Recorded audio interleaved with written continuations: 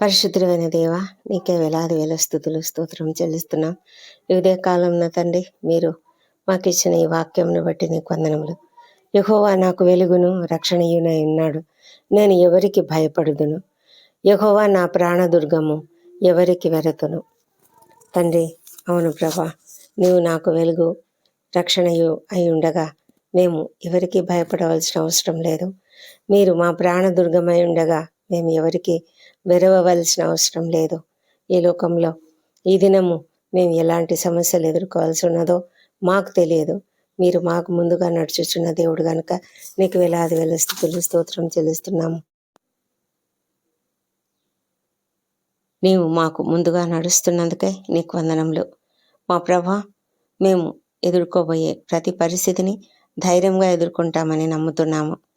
మా ప్రయాణములలో మా వాహనములపై నీ రక్తంను ప్రోక్షించి క్షేమంగా నడిపించండి.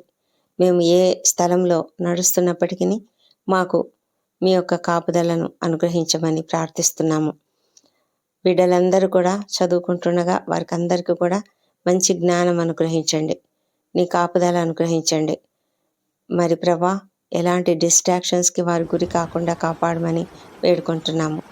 తండ్రి, ఈ దినం మేము చేస్తున్న ఉద్యోగ జీవితాలలో మాకు కావాల్సిన స్కిల్స్ అనుగ్రహించి మేము ఉత్తమమైన పనితీరును ప్రదర్శించినట్లుగా సహాయం చేయమని ప్రభా, మా మాటలు, మా క్రియలు, తలంపులు అన్నీ కూడా నీకు అనుకూలంగా ఉండినట్లుగా, అదేవిధంగా మా మాటలు ఎల్లప్పుడూ కూడా రుచిగా ఉప్పు వేసినట్లు రుచికరంగాను ఇతరులకు క్షేమాభివృద్ధిని కలిగించేదిగాను ఉండినట్లుగా మాకు సహాయం చేయమని ప్రార్థిస్తున్నాం.